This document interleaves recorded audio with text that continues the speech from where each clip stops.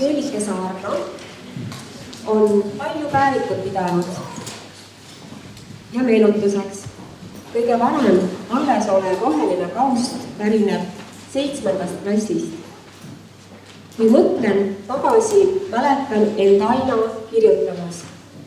Ja mulle on meeldinud sõnadega mängida. Meie ees on täna kirjanik, psühholoog, suhtlemistreener, pereterapeut ja ettevõtja Helike Saarna. Väike inimene on loodud väärikaks olendiks, kuid millest küll on tehtud väikesed tüdrukud? Kas suhkrust ja jahust ja maasikavahust ja poisid? Kas tiigrist ja konnast ja putsikahännast? Seda siis püüab täna Helike lahata. Kas armastab sõnadega mängida?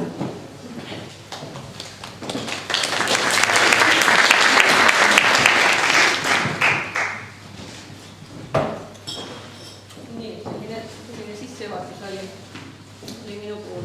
Ma lihtsalt natukene teeks silla siia eelmisesse ettekandesse, et kui Anu hästi kihvalt rääkis sellest, et kuidas iga inimene ja ka tänase ürituse pealkirja, et inimene heliseb. Ja hästi oluline on igal inimesel see enda helin ära tunda. Et mina tõepoolest olen teinud oma elus niisuguse muutuse, et ma läksin selle helina peale. Et mul on akadeemiline haridus on filoloogias ja ka kuskil siis, kui lapsed olid juba teismelised, ma tundsin, et ma tahan midagi muud, ma tahan midagi uut, ma tahan edasi minna ja läksin õppima psühholoogiat ja ühtlasi hakkasin kirjutama raamatuid ja minu igapäevane töö on pereterapeudi töö, nii et see, mis ma päevast päeva teen, on, ma kohtun paaridega, kelle suhe on jõudnud kriisi või ma kohtun peredega, kelle isa-emale teevad laste käitumine ja õppimine muret või ma kohtun inimestega, kes tulevad minu juurde üksi ja tahavad rääkida ja arutada oma tähtsaid teemasid, mis enesearengusse puutuvad. Nii et see on minu maailm. Aga täna siis poistest ja tüdrukutest. Et jah, et suhkrust ja vahust ja konnast ja hännast, et nagu ütleb üks vana salm, nii, ta ei lähe, parastigi oli käes.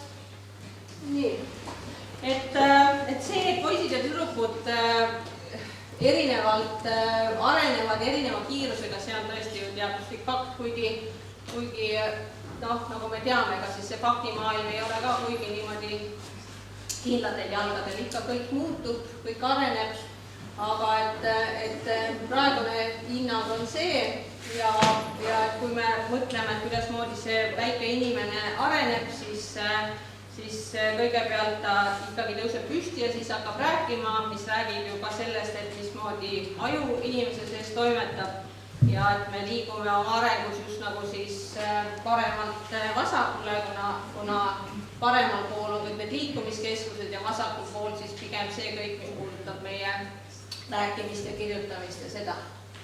Nii et, aga et samal ajal poiste ja tüdrukute vaimses võimukuses muidugi ei ole erinevusi, et me inimestena oleme selles mõttes ikkagi väga sarnased, aga et mis ikkagi põhiliselt mõjutab, põhiline mõjutaja on ikkagi see, et kuidas see keskkond, et üks asi, et siin on teadlased siiamaani, et osa teadlasi arvab, et geenid on nii võimsad, et geenidest me ei pääse mööda. Aga et aina rohkem on ikkagi neid seisukohti teaduses, et keskkond on tohutu oluline. Nii et mulle meeldib võtta, kui ma loen kõiki neid asju, siis mulle meeldib võtta see seisukoht, et me kõik kanname oma geene loomulikult, aga et need geenid kas avalduvad või ei avaldu, nad saavad nagu võimaluse või ei saa võimalust selles keskkonnas, kus me oleme. Nii et hästi oluline on ikkagi see, mismoodi laps kasvab, mis on tema ümber. Ja loomulikult ka see, mis on esimesed pooli aastat, nende õpetajate mõju on ikkagi tohutu suur, sest et inimene on niisugune paindlik, inimese aju on paindlik, et kui ka kodus näiteks vanemate pühendumus ja oskused ei ole nii suured, kui ehk see oleks lapse arengule hea, siis ikkagi on võimalus, et koolis esimestes klassides, kui laps satub õpetajate hoole alla, kes on niisugused armastavad, pühendunud, loovad, piisavalt head õpetajad, nii nagu me vanematena võiksime olla piisavalt head vanemad, et siis on sel lapsel ikkagi rohkem lootust, selleks niisuguseks nii-öelda eneseaktualisatsiooniks, eks ole, et ta kasvaks ja areneks selleks ja et see saaks just temas avalduda, mis on tema sees nagu olemas. Nii et kõige olulisem on ikkagi, et me oleme teadlikud erinevustest ja me arvestame seda, aga et suures piires ikkagi me tahaksime seda, et me lihtsalt kasvatame inimest, kes saaks olla rahul iseendaga, luua oma elu, nautida oma elu, nii et ma arvan, et me kindlasti nendest poiste ja tüdrukute erinevustest rääkides ei peaks mõtlema sellest, et kas me tahame neid teha nii-öelda sarnasemaks või et kas me tahame, et lapsed oleks nii-öelda kergemini hallatavad. Hästi tihti minu juurde tullakse nii-öelda halbade lastega, eks ole, et võt laps teeb seda või teist või ei tee seda või teist, aga et kas laps peab olema kergesti hallatav, ma arvan, et ta ei pea, ma ikka ütlen vanematele, et kui laps teil rahulikult tundide kaupa nurgas üksi päini mängib ja üldse teid ei vaja, siis see laps on haige, ma vabandan, eks. Või et kui minu juurde tullakse saatekirjaga lasteaias, kus on kirjas, et see laps hammustab, see laps jookseb, see laps ei tee koostööd, see laps ei kuula, siis mõtled, palju õnne, teil on terve laps. Ei ole probleemi. Nii et käitumishäired on muidugi eraldi teema, aga et see selleks. Nii et hästi oluline minu jaoks on ikkagi mõelda selles võtmes pigem, kui me räägime tüdrukute ja poiste erinevusest, et see poisid ja tüdrukud, mehed ja naised ei saa olla võrdsed, aga me oleme võrdsväärsed, eks ole, see on ka humanistliku psühholoogia üks põhipostulaat, eks ole. Inimene on loodud väärikaks olendiks, me kõik oleme väärikad olendid, alates kõige väiksemast inimesest ja lõpetades kõige vanema inimesega. Et me oleme sama väärikad ükskõik, kas me juhime prügikastis või elame presidendikrossis. Inimlik väärikus on hästi suur väärtus. Nii et hästi oluline on seda hoida nagu fookuses, et lapse eneseväärikus oleks alles ja võrdväärsuse teema on siin, tuleb poiste ja tüdrukute osas eriti esile siis, kui me räägime sellest, et just nagu tüdrukud on need tublid ja poisid on just nagu need rässud ja mürajad ja trügijad ja mittekuulajad, eks ole.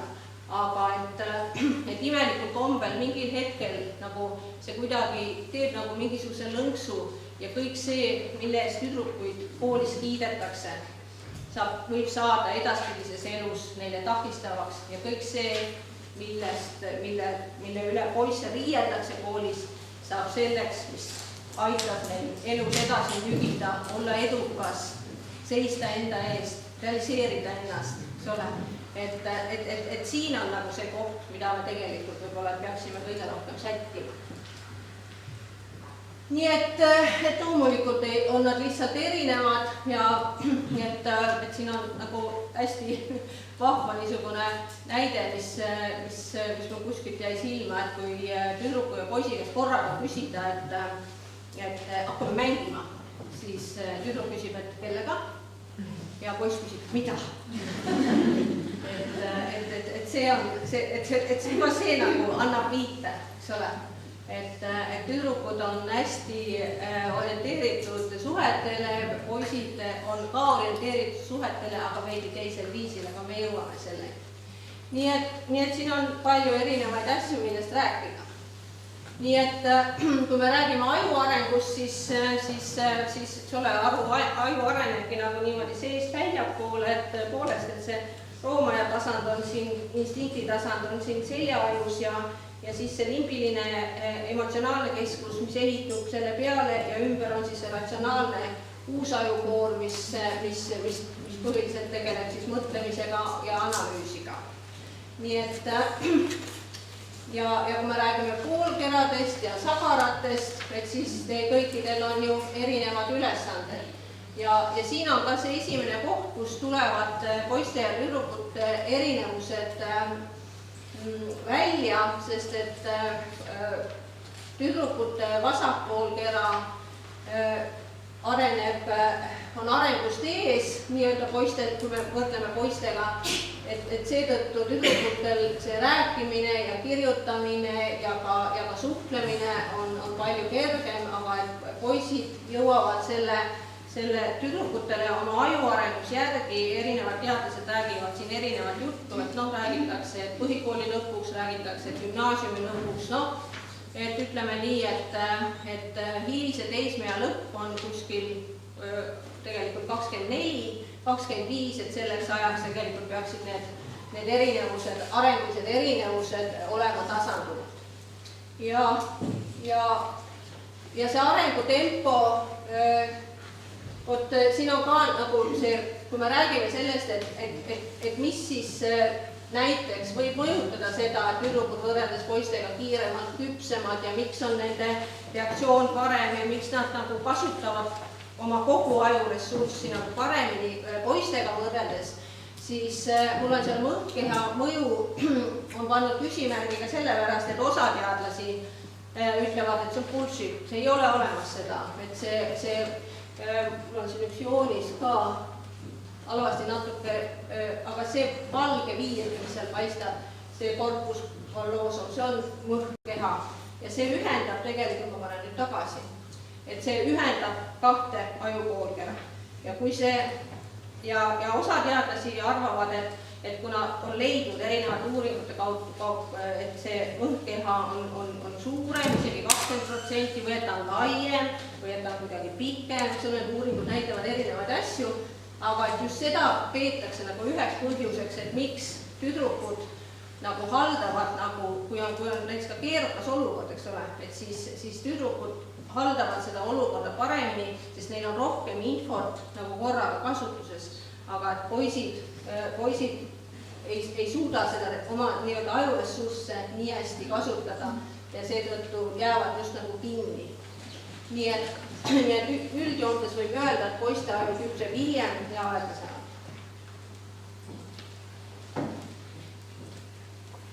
Nüüd, mis on hästi oluline teada, on see, et kuidasmoodi emotsionaalne info liigub. Ja seda ka poiste ja tüdrukute ajus on leitud, et töödeldakse erinevad. Et kui me nüüd vaatame, et mismoodi aju on ehitatud, siis seal keskel see suur roheline muna, see on taalamus, see on just nagu releejaam inimese peas, eks ole. Kõik väljast tulev, astingute kaudu tulev info jõuab sinna taalamusse ja taalamus on siis see, kes annab siis neid käsklusi ja õpetusi siis ülejäänud ajule. Ja ma usun, et te olete ka ise olnud niisuguses olukorras, kus just nagu kõik jookseb kinni, et on nii ärev olla või on nii hirmus olla või on nii kole olukord, et mitte midagi ei oska teha, ühtki sõna ei tule meelde, vot niimoodi, et ei saa mitte ühtki sõna ei saa suust välja ja tundub, et ei tulegi ja väga paha olukord. Et see on tegelikult see olukord, kus et ajus aju peaks suures piires toimetama niimoodi, et see emotsionaalne info jõuab taalamusse ja taalamus toimetab selle siis kuusajukoorde, kus sellega siis toimetatakse, otsustatakse midagi ja info läheb tagasi taalamusse, tekib emotsionaalse aju ja ratsionaalse aju koostöö, aga ajul on ka otseteed, eks ole, et mulle endale hästi meeldib seda näidet tuua, mis on tegelikult mu enda näide, et ma lähen mööda metsateed. Ma kardan ussi. Ma ei karda mitte mida, ei ämblikut ega konna, ega hiirt, ma kardan ussi ka. Nii, lähen mööda metsateed ja vaatan, et uss. Ja enne, kui ma mitte midagi jõuan, enne ma juba karjun, enne ma juba hüppan.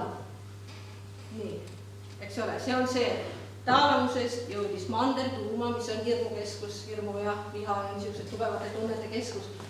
Et selle kohta öeldakse, et emotsionaalne aju kaaperdas kuusajukoode, eks ole.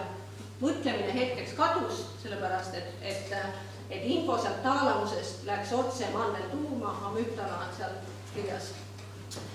ja enne, kui mu ratsionaalne jõuab öelda mulle, et kuule veel ikka, ole normaalne, see on puurõigas, see ei ole üss. Aga et enne jõuab, eks ole, juba see mandeltuum tõsta üles juba väga suure hirmu ja väga suure kisa. Eks ole, ja kui me nüüd mõtleme selle peale, et ma lähen tagasi, et kuidasmoodi need emotsioonid siis liiguvad tüdrukutel ja poistel, siis sellest aju arengu eripäradest tulenevalt siis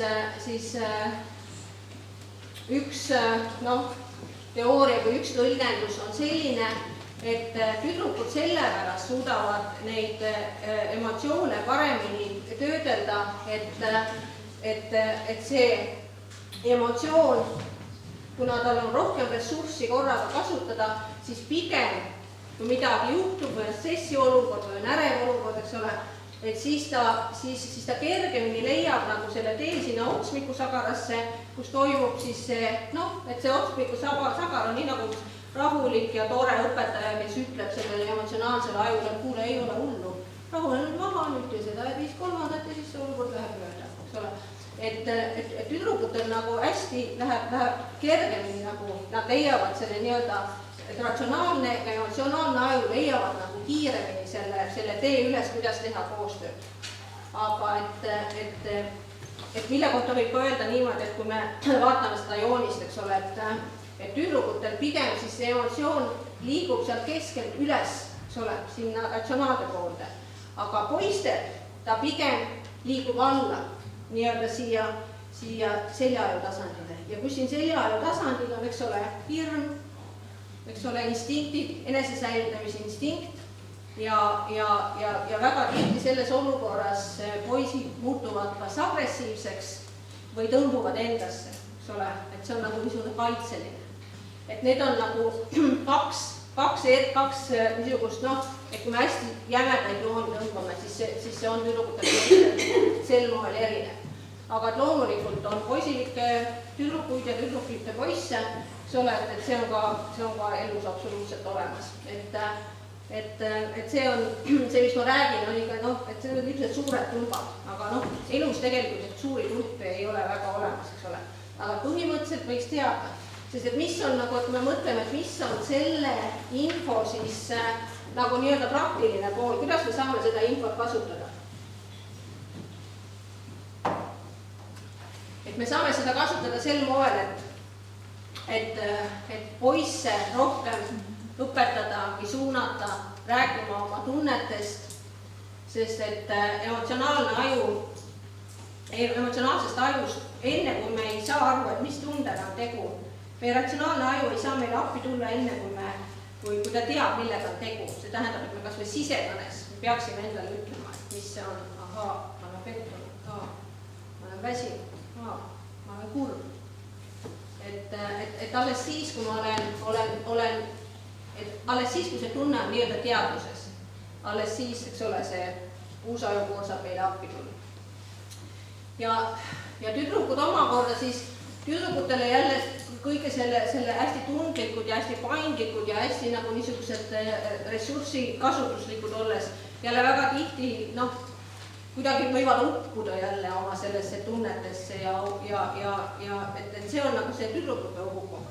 Et siin muidugi aitab see kõige enam, kui lapsi algusest peale ikkagi me toetame selles osas, et sa oled väärtuslik, sa oled tähtis.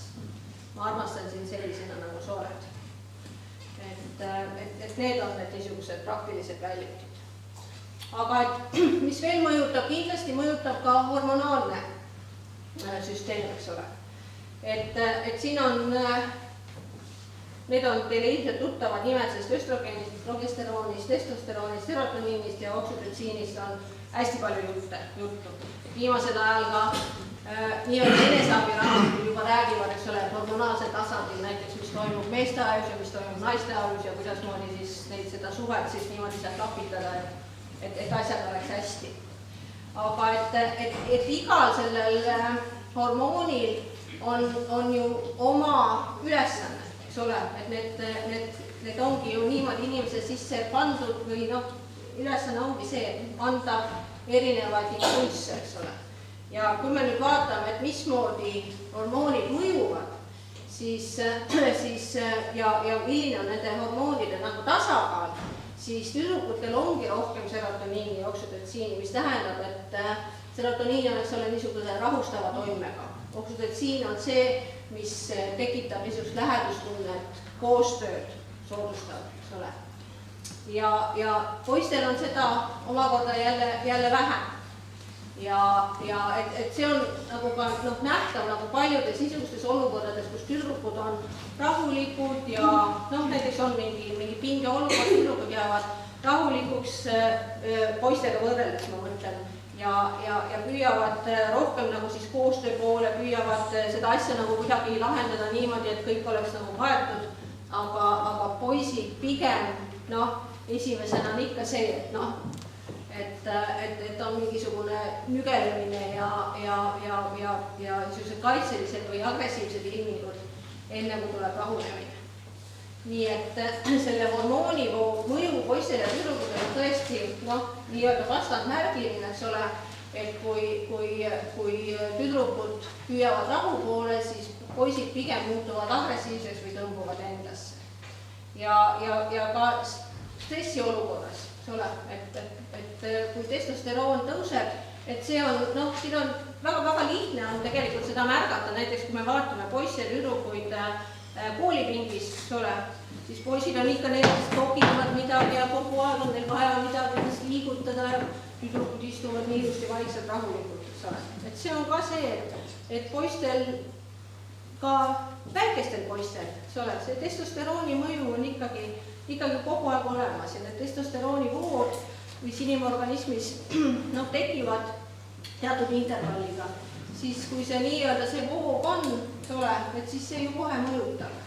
Ja et sellesse peaks suhtuma rahulikult, et poisid niimoodi on ja poisid peavadki tegelikult siis, neile peabki andma rohkem võimalust ennast liigutada, eks ole.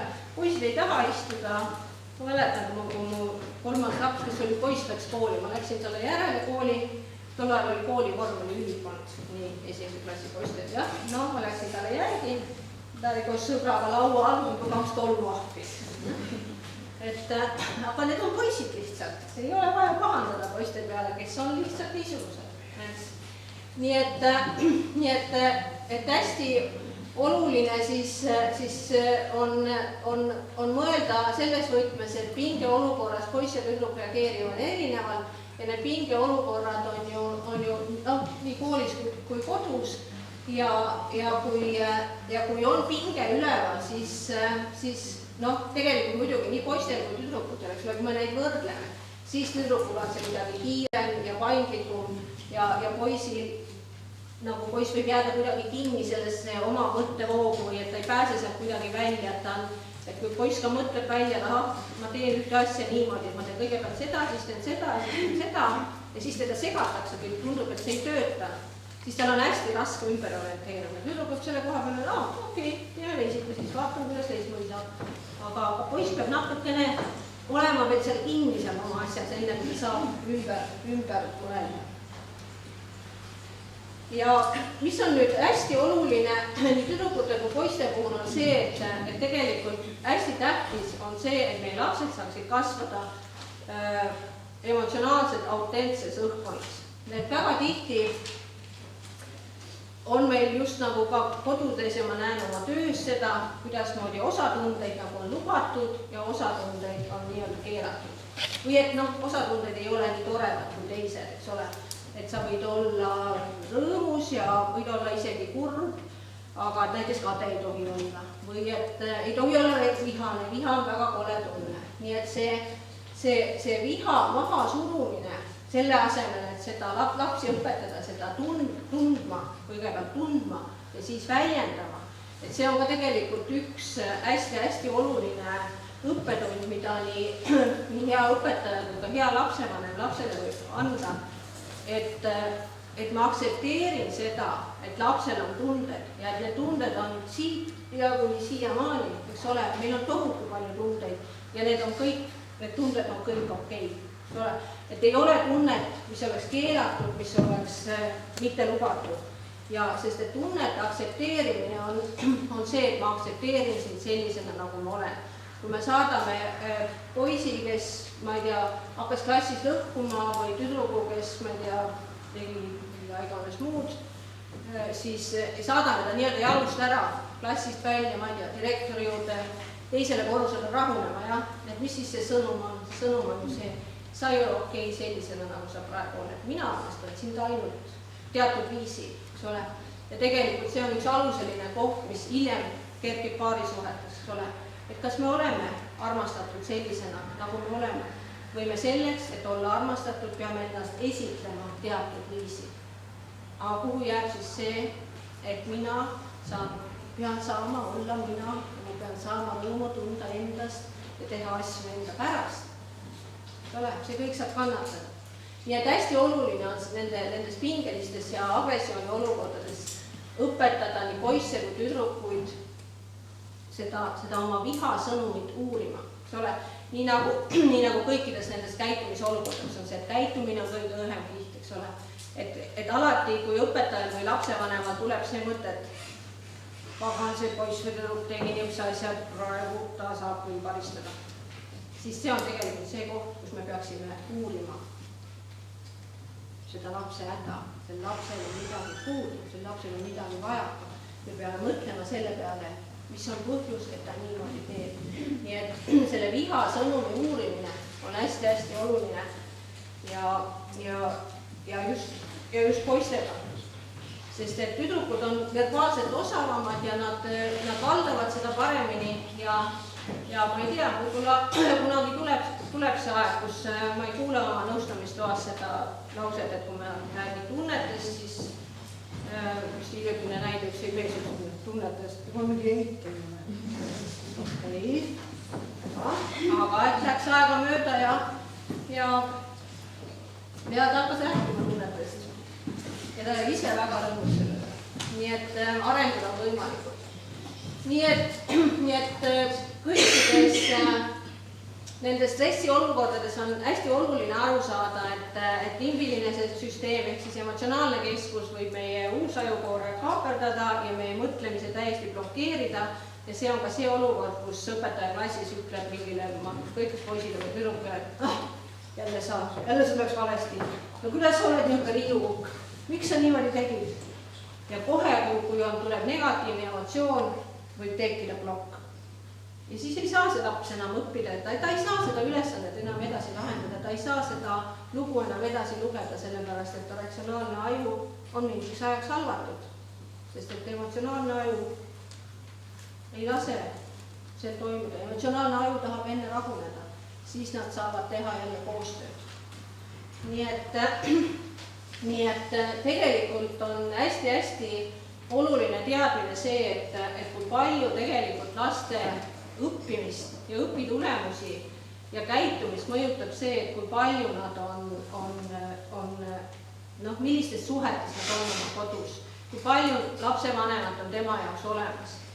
Et ma hiljuti lugesin seda Jari Sinkonini raamatut, mis on tegelikult nüüd ka tõlgitud eesti keelde ja seal on hästi oluline see mõte, et enne kui üldse laps läheb kooli, tegelikult tal peaks olema mitte enne, kui ta läheb kooli, vaid enne, kui ta hakkab koolis õppima. Enne, kui ta hakkab õppima, enne peaks tegelikult tegema kõik selleks, et see lapsed tunneksid ennast kõigepealt hästi. Sest te kujutage, et lapsed lähevad kooli, nad ei tea midagi sellest koolist. Nagu Jupu tuli esimesel päeval koju ja ütles, et kuule, miks te mulle kohe ei öelnud, et see jama kestab 12 aastat. Aga et kui see juht läheb kooli ja kõigepealt hakatakse suhteid looma, kui kõigepealt hakatakse ka sotsiaalseid oskusi õpetama, kui kõigepealt tehakse kõik selleks, et see laps tunneks endast turvaliselt. Et ta teab, et õpetaja on sõber ja hoolib temast ja et tal on omad suhted klassis tekkinud juba, ta teab, kes on kes ja kuidas erinevates olukordades selles seltskonnas on hea käituda, siis tal on palju parem õppida. Nii et tegelikult kõigidele nende õppimis- või käitumiskriisidele, nii-öelda, eks ole, sellepärast on ta jutu vältides, eelneb tegelikult suhtekriis. Kui me tunneme ennast, et lähisuhe, eriti ikkagi lapsed kuni kuskil 3.–4. klassini, see on tohutu tähtis on ta ka edaspidi. Aga et see, missugused suhted on kodus, kuidas isa ja ema omavahel läbi saavad ja kuidasmoodi seal kodus lapsega toimetatakse, et see on tohutu tähtis. Nii et kui lapsed hakkavad näitama käitumisi, ja nii positiivselt hakkavad näitama käitumisi, mis on täiskasvanu mõttes nagu ei ole kohased või on kuidagi imelikud või kohe, kui tekib küsimärk, siis on vaja ikkagi mõelda selle peale, et millised on meie suhted. Ja kui me seda ei märka, et siis me tegelikult hakkame varsti kohtuma laste masendusega.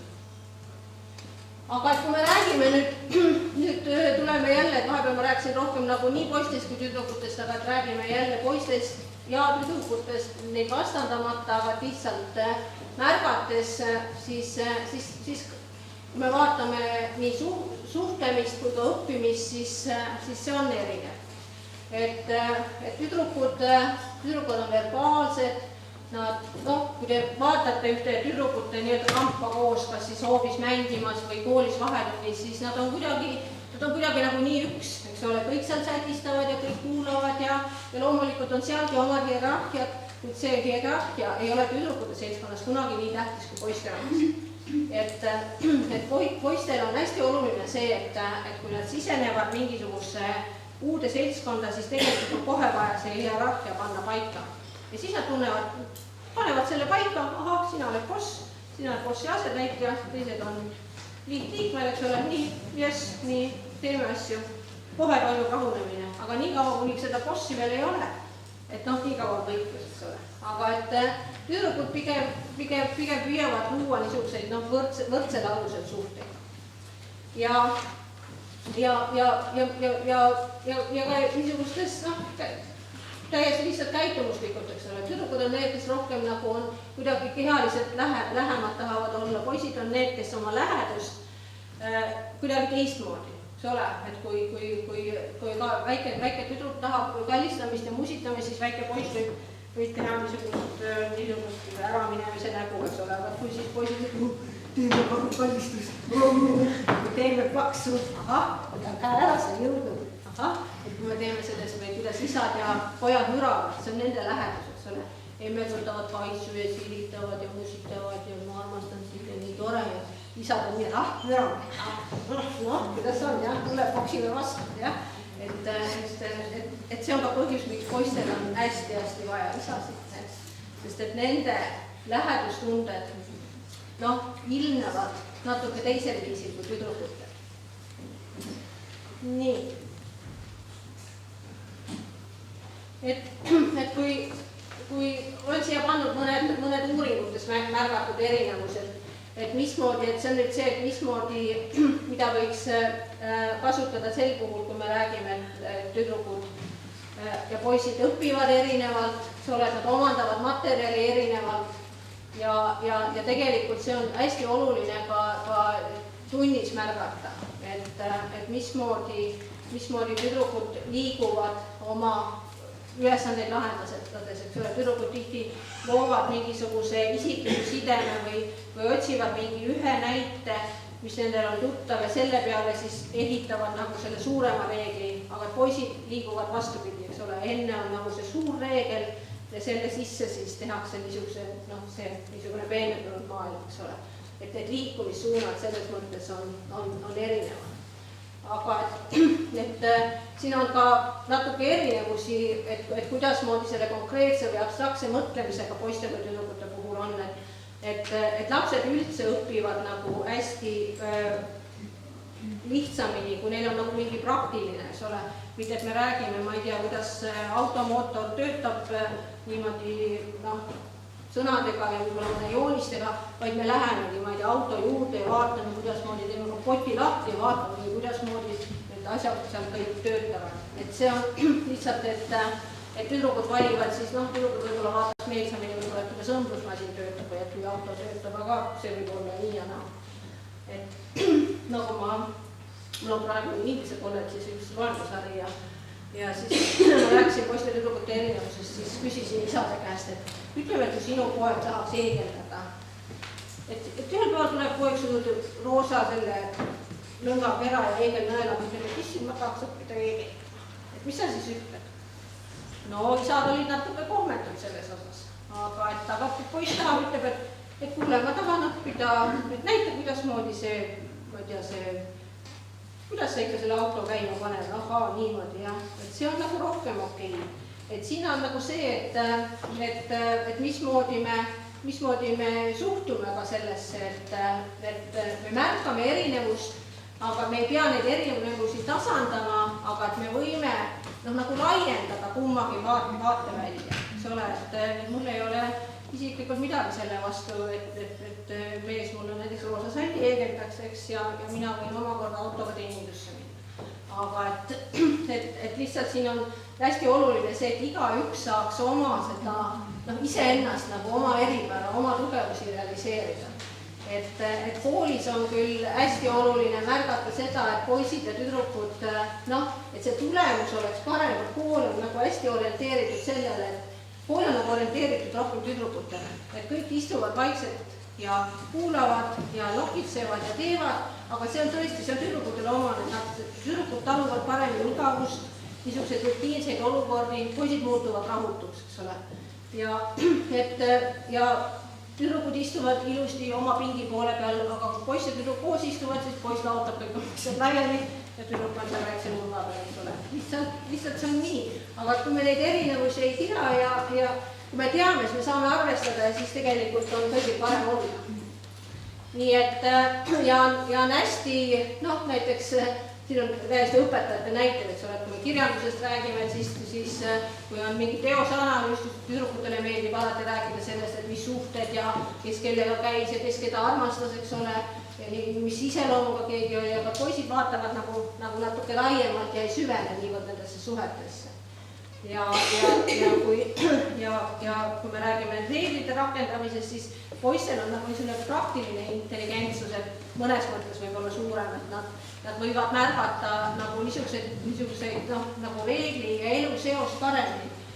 Nagu mulle üks matemaatikaõpetaja ütles, et tüdruk võtab reegli ja siis arvutab välja ja vastus on, et kooli staadioni pikkus on 400 kilomeetrit ja see on tema jaoks täiesti okei, sest et reegli järgi tuli.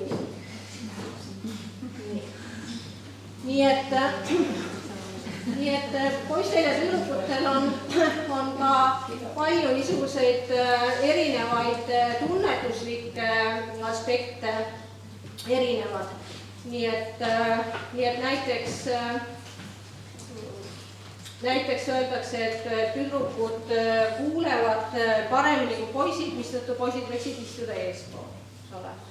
Või et kui on ja kuidas me esitleme infot, eks ole, et kas me esitleme seda poistele kergemini arusaadavas vormis, mis tähendab, et ta on kuidagi süsteemne ja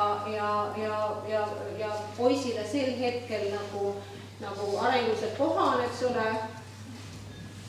sest tüdrukutel on kuidagi see tüdrukute mälu ka töötab veidi teisel viisil. No siin palju seostatakse tegelikult poiste ja tüdrukute erinevat aju arengut ja kõik seda emotsioonide ja infotöötlust ikkagi evolutsiooniliste mõjudega, eks ole, sest kui me mõtleme, kus me tuleme, et kui me tuleme sealt ajast, kus mehed olid kütid ja naised olid korilased, siis ei olegi tegelikult nagu rohkem küsimusi, et naised pidid olema need, kes vaatasid laste järgi ja püüdsid teiste naistega häid suhteid hoida ja pidid hästi palju detaile meeles hoidma, sellepärast et see taim on mürgine ja see ei ole ja et kas laps võib sinna minna või tänna või et eks ole, et hästi palju niisugune multitasking pidi kogu aeg olema, eks ole, et pilt pidi kogu aeg lai olema ja kogu aeg pidi naine olema hästi nagu tunnete osas, sellepärast, et kuidas ma muidu saan aru, mida laps vajab või mida vajavad minu ümbritsevad inimesed. Aga mehed olid metsas jahimas selle. See on nagu üks ülesanne, jah. Tunde tuleb kõrvale jätta, see öeldes, et kui mees hakkab mõtlema, et issand, ma kardan, siis ma mõtlen metsa, jah. Et hästi, et see on see mõju, eks ole. Me ei räägi tunnetest, me peame tunded ära panema tähtsal hetkel, selleks on vaja keskenduda millegile muud. Nii. nii et hästi oluline on teada neid õppimise eripärasid nii poistel kui tüdrukutel. Et poistele on hästi oluline ikkagi see, et nad võiksid tunnis saaks vahepeal liikuda. See on, et kui teie käite täiskasvanute koolitustel, eks ole, kui te ära väsite, siis koolitaja teeb kohe pausi, on ju?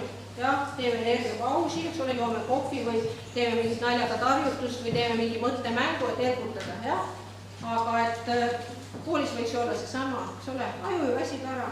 Me ei suuda üle 20 minuti, lapsed tegelikult vähem, täiskasvanud tähelepanu püsib 20 minutit, eks ole. Muidugi, kui me oleme vooseisundis, siis ta püsib võib-olla 24 tundi, eks ole, kui vooseisundit parajasti ei ole kuskilt võtta, siis eks ole, me tahame vaheldust. Ja et see on hästi oluline, et just poistel on see, kuna see testosteroon seal liigub keres edasi tagasi, eks ole, üles alla, et siis on oluline see, et ta kas ta saab vahepeal mingi liikumismängu teha või ta saab kas või midagi mudida või et poisile antaks mingit ülesanded, et nii sina nüüd jagad neid asju laiali või et saaks liikuda. Ja et kodus ka poisid, kes õpivad, et vanemad vahel ütlevad, ta ei suuda paigal püsida, hakkab õppima, jälle läheb, võtab külmutuskapist ampsu, läheb võtab ampsu, eks ole, see on täitsa okei, siis aju töötabki paremini, sellepärast et poisid tihti vajavad lisaenergiat, sest ainevahetus on tüdrukute võrreldes üldiselt ikkagi veidi kiire. Ja et kõik need asjad, kui need rohkem arvestada, siis tunnevad nii õpetajad vanemad kui ka lapsed ennast paremini. Aga et jah, et siin on see küsimus, et see kool, mis nagu, et õnneks muidugi meil on igasuguseid uusi nii-öelda voole, rakendatakse uut teadmist, aga et see põhivool on ikkagi niisugune tavaline kool, eks ole. Ja see põhivool on ikkagi see, et kuidagi tüdrukud tunnevad ennast selles süsteemis nagu paremini kui poisid. Aga et võib-olla, et just poisid on need, kes näitavad meile kätte selle arenguruumi, eks ole. Et mis me peaksime muutma, et ka poisid tunneksid ennast paremini. Nii et poiste puhul on just see hästi oluline, et mis on see õpikeskkond, mis me oleme talle loonud ja kuidas seda huvi ülal hoida ja seda isiksuslikku eripära arvestada. Ja kui nüüd tüdrukutest rääkida, siis tüdruk on jälle omamoodi, eks ole. Et tüdrukute jaoks on hästi tähtis see niisugune verbaliseerimine, et ega lapsed kuni 4. klassini ju alles õppivad õppimist, nii et seetõttu kuni 4. klassini on täiesti okei, et vanemad on laste kõrval, kui nad seda õppimist alles õppivad. See ei tähenda seda, et ma teen ära lapse eest asju, vaid lihtsalt, et ma olen lähedal, laps saab võimaluse korral küsida minu käest. Ja tüdrukute just õppimise juures on hästi oluline see, et nad saavad seda rääkida, et nad loevad ette, et nad räägivad, et nad jutustavad seda, mida nad lugesid ja nii edasi. Mis ei tähenda, et kuna poistel on see oskus jälle nõrgem, siis tegelikult ka poisse peaks selles osas nagu toetama või ärgitama neid rääkima. Ja kuna lugemisoskus on hästi-hästi baasiline oskus ja kui esimestes klassides poisid seda lugemisoskust ei omanda, nad tihti ei omanda seda nii hästi kui tüdrukud, siis tegelikult just see lugemisoskuse nõrkus hakkab neid takistama edaspidi, eks ole. Nii et seetõttu on hästi oluline, et kuidagi leida neid teemasid, neid raamatuid, mida poisid on valmis lugema, sest et mida paremini nad loevad ja mida paremini nad haaravad, eks ole, seda kergem on neil omandada, ükskõik millist ainet, eks ole, et siis ka selle kahe erineva ajupoolkera see ühendumine just nagu see koostöö on parem, et poistele just leida neid nii-öelda poisteraamatuid. Et minu kodus on alati hästi palju loetud ja ma ka ise olen hästi palju lugenud ja ma olin hästi kurb selle üle, kui ma märkasin, et minu poiss ei taha lihtsalt raamatuid lugeda, eks ole, kui ta oli mingi 10 ja nii. Ja siis ilmusid Berti päevikud. Siis ma pidin kõik need osad ostma. See ole, et kui ilmus raamatus oli juttu teismelise poisi nagu elumullistustest väga nii ehedalt ja kihvlilt kirjeldatud, siis ta luges nagu nalja kõik need raamatud läbi. see on nagu hästi-hästi hea näide selle kohta, et miks see võiks olla nii, et me leiame nagu, noh, see on seesama, et me peame nagu õppima tundma oma lapsi, et siis me saame tegelikult palju rohkem neid toetada ja nende arengule kaasa aidata. See on see, miks me peaksime lastega tõesti rääkima, eks ole, seesama isa lugu, kes küsib, et kuidas ma teada saan, siis kuidas poisil läheb kooli. Räägi poisiga, eks ole. Et väga tihti on ju nii, et elu on hästi kiire, eks ole. Et me räägime oma lastega seda, et taad on sul õpitud ja panid sa oma trenni asjad kaasa ja kuule homme mina tulen ja mina viin ja isa toob ja ülehomme on sünnipäev ja nädalavahetusel sõidame vanemale maale, eks ole, et elu on kuidagi hästi-hästi asjalik. Aga et meil selle asjaliku elu käigus me saame midagi teada oma lastest, aga et kõige rohkem me saame oma lastest teada, kui me oleme nendega lihtsalt koos. Lihtsalt oleme koos, ka ei tee mitte midagi, aga oleme koos. Sest et kui me tahame, et lapsed meile räägiksid oma asju, me tahame, et nad jagaksid meiega oma elu, siis väga tihti me küsime, aga kas me oskame küsida õigeid asju? Aga kui me oleme lastega niisama koos ja laps näeb, et meil on aega, siis laps võib rääkida neid asju, mida me elus ei oska küsida, aga mis on väga-väga tähtsad lapse jaoks.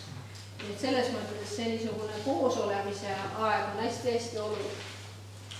Nüüd vastukaaluks sellele küsimusele, mis mul on kooli kohta selles mõttes, et kas poiste see rahu nii-öelda pahade poiste olek koolis on tegelikult nagu selle näitaja, mis koolis on arenguruum, siis samal ajal tüdrukutele just nagu meeldib.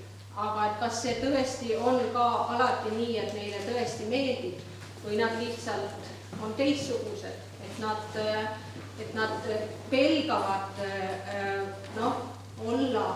olla need, kes nad on tihti, eks ole,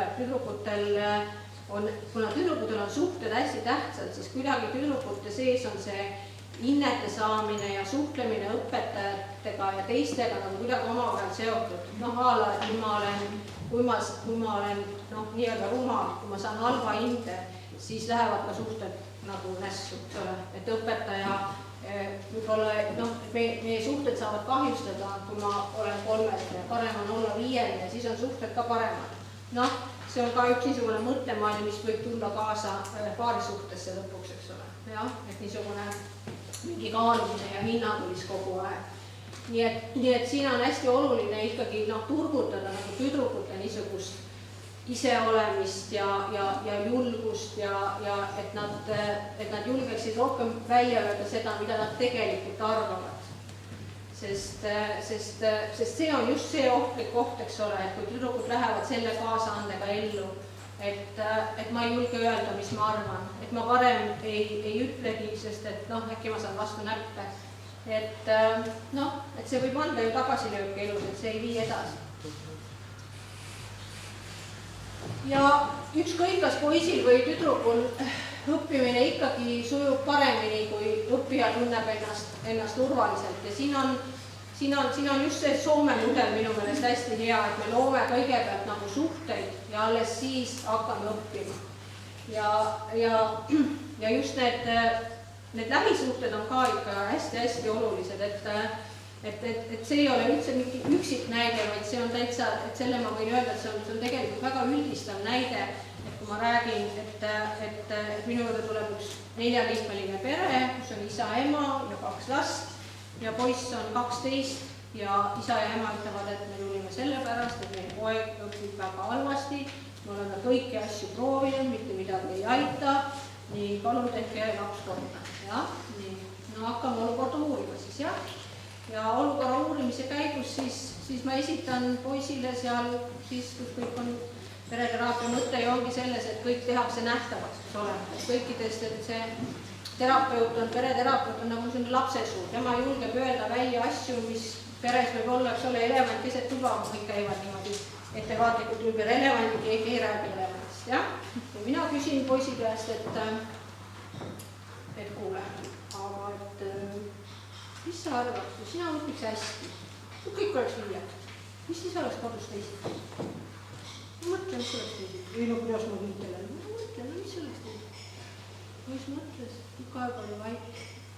Ütles, et ma arvan, kui ma õpiks hästi, kui mul oleks kõik viied, siis mitte keegi ei tuleks minu tulla.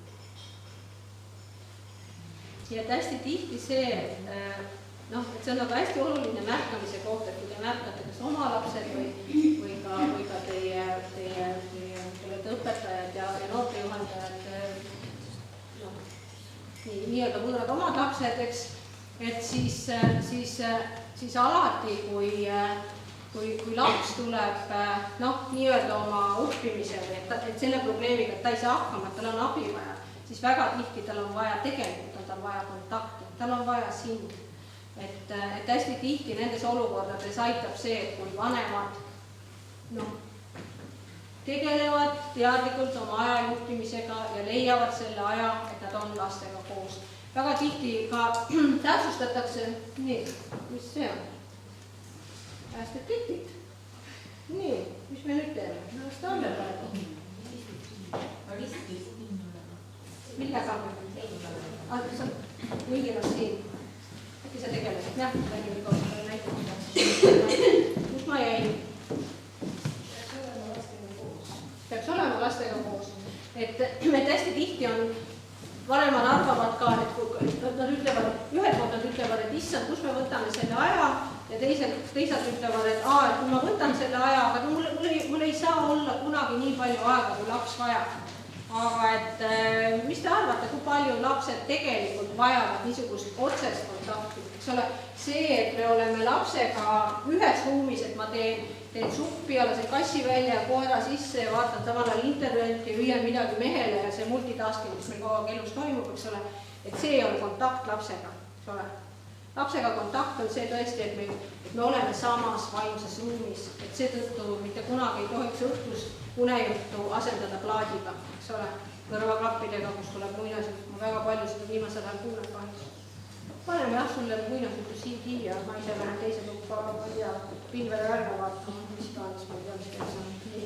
Aga et see, et kui palju teie arvates lapsed vajavad seda nii-öelda täiskontakti, et ma küsin protsenti ärkveloleku ajast, mitu protsenti lapse ärkveloleku ajast laps vajab vanema täiskontakti. Mida arvate? 5, 10, 25,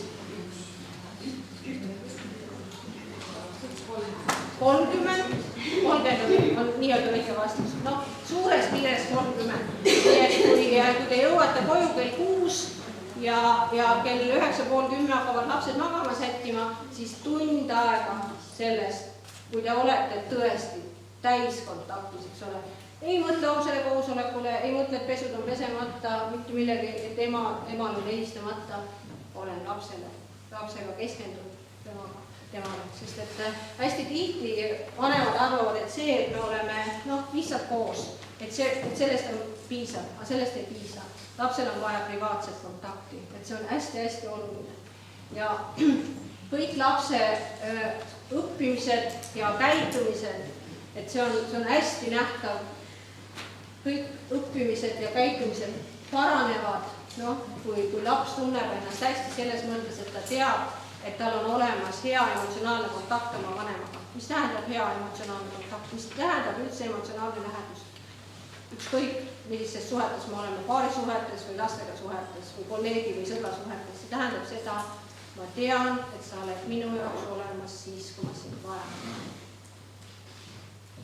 Et see on see, mida me kõik tegelikult kõige rohkem vajame. Nii, aga et õppimine, jah, kõik need asjad, et ma mõtlen, mida ma siin võiksin kommenteerida. Võib-olla seda tagasiside kohta. et see tagasiside on hästi-hästi oluline, sest et mida väiksem laps, seda rohkem ta vajab tagasisidet, sest ta ei tea täpselt, kes ta selline on ja kuidas tal tuli välja, aga siin on see, et noh, et sildistamine ei aita, et ei ole vaja öelda lapsele, et tubli või et noh, et ma ei tea, luuser, eks ole, jah. Noh, et kui lihtsalt olla väga mustvalge. Et see tagasiside peaks olema ikka hästi endakohane. Et siit tubli tegelikult ka ei aita väga paljusid lapsi, sest väga tihti selles olukorras, kui vanem ütleb lapsele tubli või õpetaja ütleb lapsele tubli laps, kas laps teab, mille eest ta sai kiita, kui vanem ütleb nii, ta tegelikult ei tea. Võib-olla ta just hetk tagasi näpistas pinginaabrit ja ta tunneb, et ta ei olnud tubli. See on täitsa viltu praegu. Et hästi oluline on anda tagasisidet täpselt, mis tähendab, et ma ütlen, et mulle nii meeldis või et ma olen nii rahul, et sa seda asja tegid nii. Et ma räägin endast, sellepärast, et see hoiab ära selle koha, mis tihti võtab nagu pool sellest heast tagasisidest maha, kui too nii tubli, sa ei nelida väga tubli. Aga lapse jaoks võib-olla ta igatsas viit saada ja ta tegelikult on pettunud. Nii et hästi oluline on see, et ma räägin endast. Ja et see tagasiside tegelikult ei tohi mitte kunagi olla seda laadi, mis võtab või mis suurendab lapse õppimisfrustratsiooni. Sest et miks on lapsepõlv raske? Vahel öeldakse, et lapsepõlv, nii tore, eks ole, kõik on nii tore. Ei ole tegelikult nii tore. Selles mõttes, et laps kogu aeg õpib ja õppimine on seotud tegelikult frustratsiooniga. Kogu aeg ta püüab, eks ole, panna omale, ma ei tea, suki jalga, läheb, eks ole, niimoodi ja läheb naamodi ja ei lähe üldse ja kui nüüd vanem selles olukorras ütleb, et millegagi sa ei saa hakkama, anna siia ma panen ise, eks, siis me oleme lapsele juba kriipsud üle võtama. Nii et selles mõttes on hästi-hästi oluline, mis moel seda tagasisidet annab. Ja isegi kui on läinud, ei ole läinud nii hästi, kui sina oled oodanud, eks ole. Et siis on ikkagi oluline leida see asi üles nagu ja ausalt, eks ole, siirus ja ehelus on üldse suhetud olulisemaid väärtusi. Et me kiidame, kui me ikkagi märkame seda, et laps on pingutanud, ükskõik siis tulemus, ta pingutas neid sukki jalga panna, ikka läksid tagupidi, eks? Või et ta õppis küll, sa nägid, et ta õppis, aga ikkagi tööajal ei tulnud välja. Muuseas, miks tööajal ei tule välja, siis on poistel ja tüdrukutel ka väga suur erinevus, sellised tüdrukud taluvad pinget palju-palju paremini kui poisid. Ja see on üks oluline põhjus, miks väga paljud nii rahvusvahelised tulemused kui ka Eesti-sisesed need igasugused näitajad, mis on, et kõik testid ja olümpiaadid ja lõpueksamid ja edasi, et miks on nii suur vahe tegelikult poiste ja tüdrukute tulemuste vahel, et seal on muidu palju asju, aga üks asi on ka see, et poisid taluvad pinget halvemalt. Ja tegelikult ka nendes olukordades näiteks, kui võrrelda, et kui tüdruk tuleb, ütleme, et kodus on jama, isa ja ema on lahutamas, kodus on väga suur pinge ja ütleme, et seal kodus on õde ja vend, kes lähevad siis kooli sellel hommikul, kui isa ja ema on seal väga kõvasti praagil. Ja et nad tunnevad ka ennast tegelikult erinevalt. Tüdruk tuleb paremini selle olukorra haldamisega oma emotsioonide ja tunnete regulatsiooniga paremini toime kui poiss. Aga ja samal ajal tüdruk võib seda välja näidata, et tal on raske, et ta nutab, et ta on kurb, aga poistel on hästi omane see, et ta tegelikult ei tule toime ja ta ei näita ka.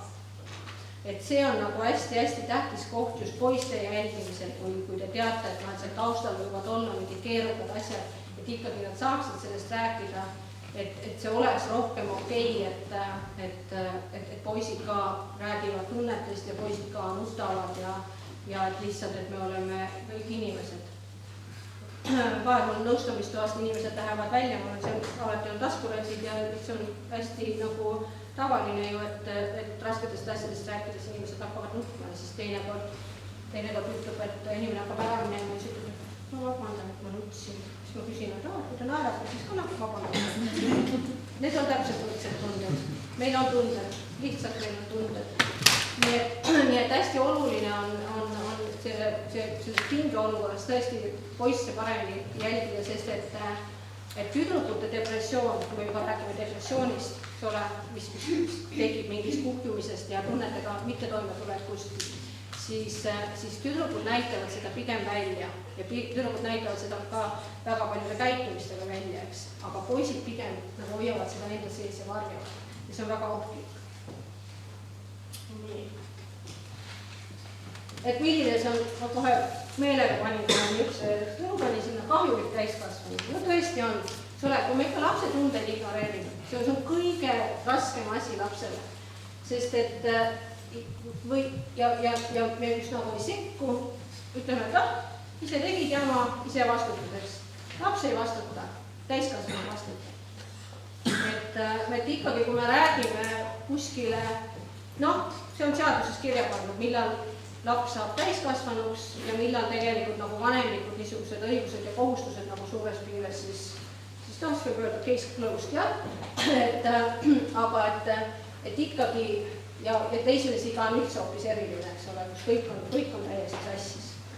Nii et hästi oluline on see, et kui me aktsepteerime last kogu täiega, mis tähendab seda, et me aktsepteerime kõiki tema tundeid, et me ei saada teda jalust ära, et me alati märkame, kui lapsega on midagi lahti. Ja lapsega on alati midagi lahti, kui ta käitub nii-öelda halvasti.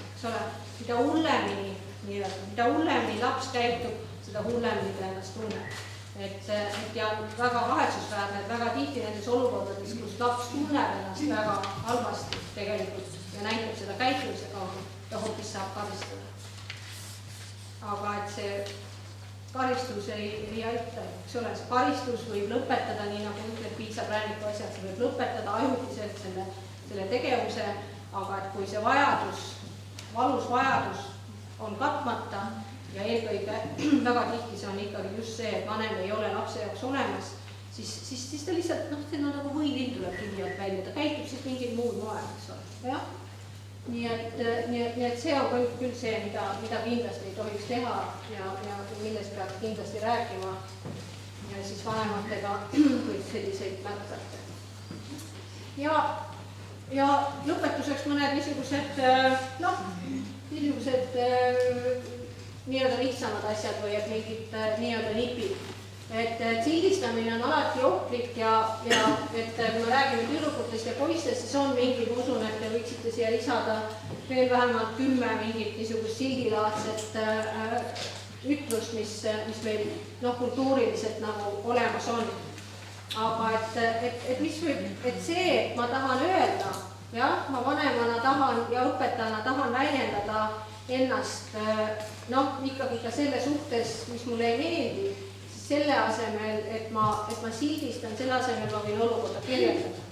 Nii et üks hästi tore raamat, kus on lausa peaaegu koomiksite kujul on need toodud need nii-öelda need mittetoimivad ja suhet kahjustavad käitumisviisid ja last toetavad ja suhet lähendavad viisid on, kuidas rääkida lastega nii, et nad õpiksid kodus ja koolis.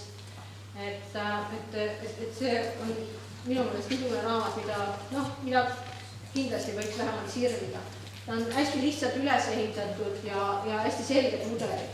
Ja et hästi oluline kõikides nendes olukordades, kus on vaja anda lapsele tagasisidet ja see tagasiside, sinu poolt on pigem see, et mulle see olukord ei meeldi, ma ei ole rahul, ma tahaksin, et sa teeksid midagi muud, siis on hästi oluline ikkagi kirjeldada seda lapse käitumist faktina, mitte panna talle silti külge. See silt on see, mis jääb külge.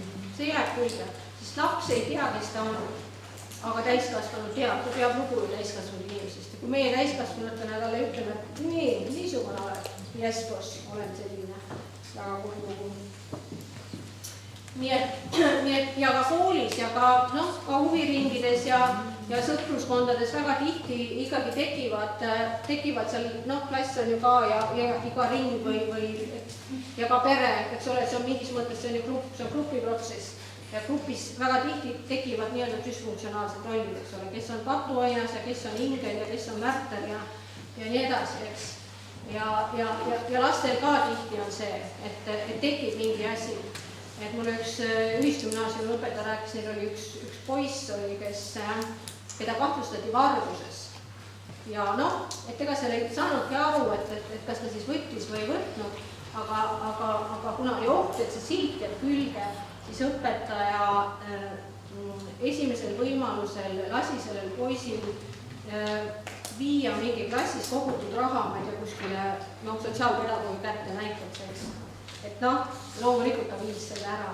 Et see on nagu üks viis, et kuidasmoodi me võime seda lapse nagu tõsta sellest rollist välja, näidata talle, et ta on teistmoodi käitumisteks võimeline, et ta ei ole selline nagu see silt. Et hästi oluline oli see. Nii et mis on ikkagi ükskõik, kas me räägime poistest või tüdrukutest, ikkagi on kõige olulisem see, et me mõtleks sellele, et millised on baasilised vajadused ja baasilistest vajadustest siin Anu Viravere väga kenasti rääkis ja et see on kõik see, millega nii õpetajad, ringijuhid, vanemad peaksid seda teadma, eks ole. Et üks pool on see, et lapsel on arengulised vajadused, teine pool on see, et see isiksuslik eripära, et see tuleks välja. Ja kui me oleme piisavalt head vanemad, hoolitsedes nii enda eest kui laste eest, et siis meie lastega, ma arvan, ei saa midagi väga hullu. Okei, aitäh, kas on küsimus?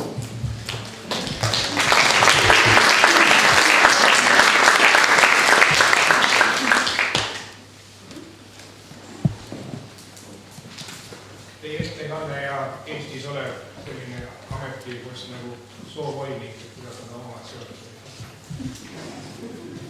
Kes ütleb, et ei ole poissi tüdrukuid, aga on lapsed.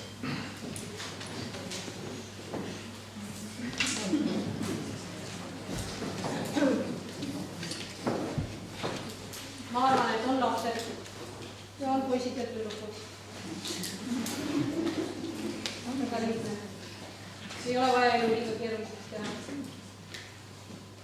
Minu poolest võiks soovolinik teha midagi muud.